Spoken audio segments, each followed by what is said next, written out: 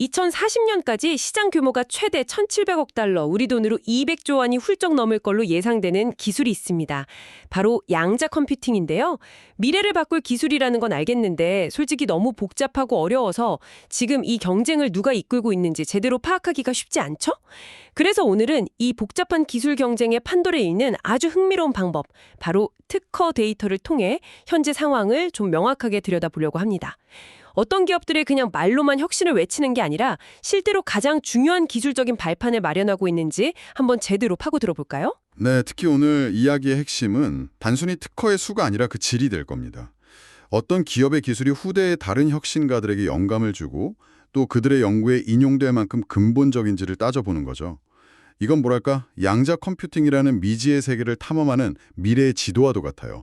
누가 길을 만들고 있고 누가 그 길을 따라가고 있는지를 보여주니까요. 좋습니다. 그럼 본격적으로 시작하기 전에 청취자분들의 이해를 돕기 위해서 양자 컴퓨터가 기존 컴퓨터랑 뭐가 다른지 아주 간단하게만 짚어보죠.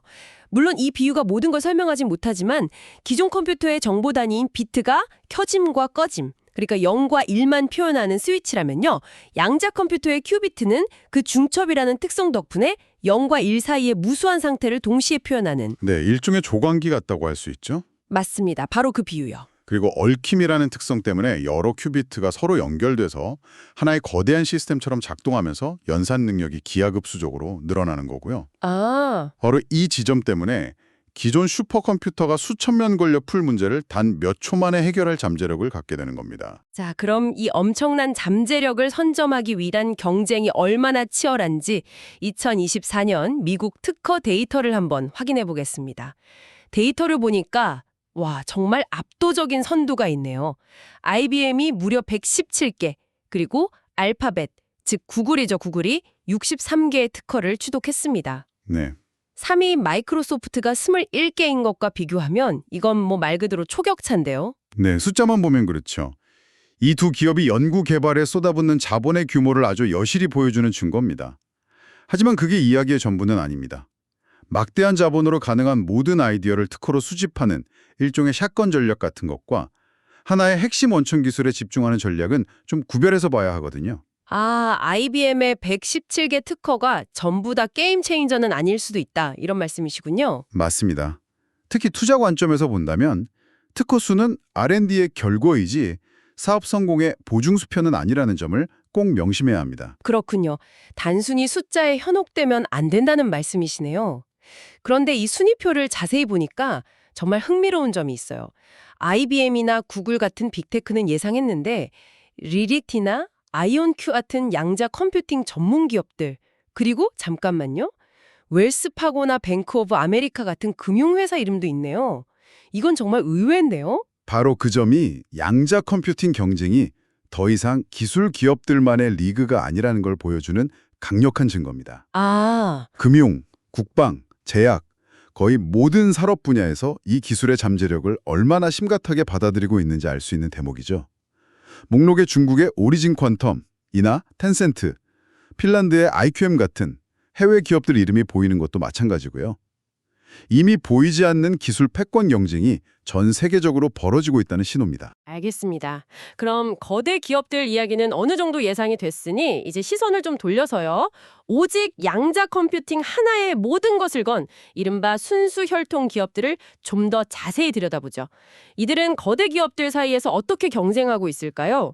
2024년 데이터만 보면 리게티 컴퓨팅이 19개로 가장 앞서가고 아이온큐가 14개, 그리고 디웨이브 퀀텀이 9개로 그 뒤를 잇는군요. 네, 2024년 한 해의 성과만 놓고 보면 리게티의 약진이 돋보이는 게 사실입니다. 하지만 여기서 시야를 조금 더 넓혀서 이 기업들이 지금까지 쌓아온 누적 특허 수를 보면 이야기가 완전히 달라집니다. 어떻게 달라지나요? 디웨이브가 리게티나 아이온큐보다 훨씬 더 많은 미국 특허를 보유하고 있거든요. 이건 단기적인 성과와 장기적인 기술 축적 사이의 차이를 보여주는 아주 좋은 예시라고 할 수 있죠. 아, 디웨이브라면 다른 기업들이랑은 좀 다른 양자 어닐링이라는 방식을 쓰는 곳으로 유명하지 않나요? 정확합니다. 대부분의 기업들이 범용 문제 해결을 목표로 하는 게이트 기반 양자 컴퓨터를 개발하는 반면에 디웨이브는 처음부터 최적화 문제라는 특정 분야를 푸는데 특화된 양자 어닐링 방식에 집중해 왔습니다. 네네. 한때는 이게 진정한 양자 컴퓨팅이냐는 논란도 있었지만 어쨌든 특정 문제에 있어서는 가장 실용적인 해법을 제시하면서 독자적인 영역을 구축했죠. 그 오랜 연구의 역사가 바로 누적 특허수로 나타나는 겁니다. 그렇군요. 한 우물만 판 결과가 이렇게 쌓여 있다는 거네요. 그런데 이 명단을 쭉 훑어보다 보니까 당연히 있을 거라고 생각했던 의외의 이름이 빠진 것 같아요. 요즘 AI 때문에 뭐 어딜 가나 들리는 이름 바로 엔비디아입니다. GPU랑 양자 컴퓨팅이 전혀 다른 분야는 아닐 텐데 엔비디아는 이 경쟁에 참여하고 있지 않은 건가요? 아주 예리한 질문입니다. 사실 엔비디아도 2024년에 3개의 특허를 받았습니다. 세 개요? 네, 숫자만 보면 미미하죠. 하지만 엔비디아의 전략은 이 숫자 뒤에 숨어 있습니다. 그들은 직접 양자 컴퓨터를 만드는 경쟁에 뛰어드는 대신에 양자 컴퓨터와 기존의 GPU 기반 AI 슈퍼컴퓨터를 연결하는 데 집중하고 있어요. 최근 출시한 NVQ 링크라는 제품이 바로 그 전략의 핵심입니다. 아, 그러니까 양자 컴퓨터라는 새로운 엔진을 직접 만들기보다는 그 엔진을 기존 자동차에 장착할 수 있는 최고의 변속기나 구동축을 만들겠다. 뭐 이런 전략이군요. 와, 완벽한 비유입니다. 미래는 순수한 양자 컴퓨터 시대가 아니라 고전 컴퓨터와 양자 컴퓨터가 함께 문제를 푸는 하이브리드 시대가 될 거라는 데 베팅한 거죠. 그렇군요. 양자 컴퓨터가 잘하는 부분은 양자 프로세서에 맡기고 나머지는 GPU가 처리하게 하는 겁니다. 엔비디아는 바로 이 둘 사이의 데이터 흐름을 책임지는, 말하자면 미래 컴퓨팅의 신경망이 되려는 거예요. 지금은 특허수가 적지만 이 전략이 성공한다면 앞으로 그 영향력은 엄청날 겁니다. 와, 정말 영리한 전략이네요. 듣고 보니 2024년 특허수, 누적 특허수, 각 기업의 전략까지 점점 복잡해집니다. 단순히 특허를 많이 가졌다고 해서 최고의 기술력을 가졌다고 말하기는 좀 어려운 상황 같은데요. 이 혼란스러운 판도를 꿰뚫어볼 더 좋은 방법은 없을까요? 바로 그 지점이 오늘 이야기의 클라이막스입니다. 특허의 가치는 모두 다르거든요. 그 질을 평가하는 아주 중요한 척도가 있는데 바로 전방 인용, 영어로는 forward citations, 횟수입니다. 전방 인용이요? 네, 학술계에서 중요한 논문이 다른 논문들에 계속 인용되는 것과 같은 원리죠. 특정 특허가 그 이후에 나온 다른 특허들에 얼마나 많이 인용되었는지를 보는 겁니다. 많이 인용될수록 그 기술이 해당 분야에서 얼마나 근본적이고 중요한지를 의미하는 거고요. 아, 일종의 영향력 지수라고 볼 수 있겠군요. 다른 혁신을 이끌어내는 마중물 역할을 한 특허가 뭔지 알 수 있는 지표네요. 좋습니다. 그럼 이 질적인 순위, 진짜 리더보드는 어떻게 되나요? 벌써부터 기대되는데요. 결과를 보시면 아마 깜짝 놀라실 겁니다. 특허의 질을 기준으로 순위를 매겨보면 우리가 지금까지 봤던 양적인 순위와는 완전히 다른 그림이 그려집니다. 잠시만요. 지금 보고 있는데 뭐라고요? 평균 인용 횟수 1위가 D-Wave라고요? 무려 25.3회? 2024년 특허수에서는 순위가 한참 아래였는데 기술의 영향력은 가장 강력하다는 뜻이잖아요. 이건 정말 의외의 결과인데요. 그렇죠. 그리고 2위는 더 놀랍습니다. 평균 21.2회를 기록한 노스롭 르몬입니다. 노스롭 그루먼이요? 그 스텔스 폭격기 만드는 미국의 대표적인 항공우주 및 방산 기업이 양자 컴퓨팅 기술 영향력 2위라니요? 도대체 그들은 뭘 하고 있는 거죠? 그들의 사업을 생각해보면 단서가 보입니다. 첫째, 암호 해독과 보안 통신입니다. 미래의 전쟁은 정보전이고 현재의 암호 체계를 무력화할 수 있는 양자 컴퓨터의 능력은 국방에 있어 사활이 걸린 문제거든요. 그렇죠. 반대로 절대로 뚫리지 않는 양자 암호 통신 기술을 개발하는 것도 중요하고요. 둘째는 신소재 개발입니다. 스텔스 기술이나 극초음속 비행체에 필요한 신소재를 시뮬레이션하는데 양자 컴퓨터가 엄청난 이점을 가지죠. 아, 마지막으로 수많은 센서에서 쏟아지는 방대한 데이터를 실시간으로 분석해서 위협을 감지하는 일에도 활용될 수 있고요. 그들의 특허는 바로 이런 실질적인 문제 해결에 집중되어 있고 그 기술들이 다른 연구에 큰 영향을 미치고 있는 겁니다. 그렇군요. 결국 이 결과는 우리에게 아주 중요한 질문을 던지네요. 혁신을 평가할 때 그 양에 주목해야 할까요? 아니면 그 영향력에 주목해야 할까요? 디웨이브와 노스럽 그루먼의 사례는 적은 수의 특허라도 그 파급력이 얼마나 클 수 있는지를 명확히 보여주는 것 같습니다. 맞습니다.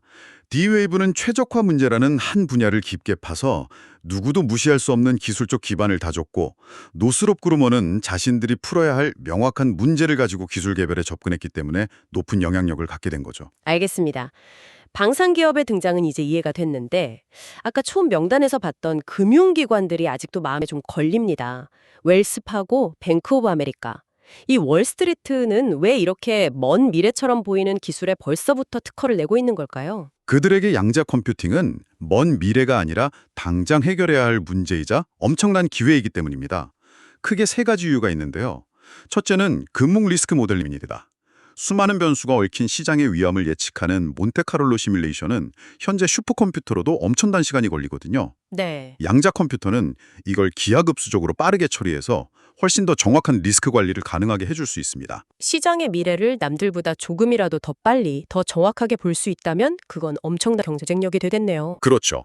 둘째는 포트폴리오 최적화입니다. 수천 개의 금융상품 중에서 최고의 수익률과 안정성을 가진 조합을 찾아내는 것.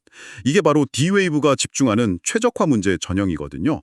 아, 그리고 마지막으로 가장 중요한 것은 아까 노스롭 그루먼의 경우와 마찬가지로 암호 문제입니다. 현재 금융 시스템의 모든 거래와 보안은 RSA 같은 공개키 암호 체계 위에 서 있습니다. 만약 누군가 강력한 양자 컴퓨터로 이 암호를 깨버린다면 금융 시스템 전체가 붕괴될 수도 있는 거죠. 와, 생각만 해도 끔찍하네요.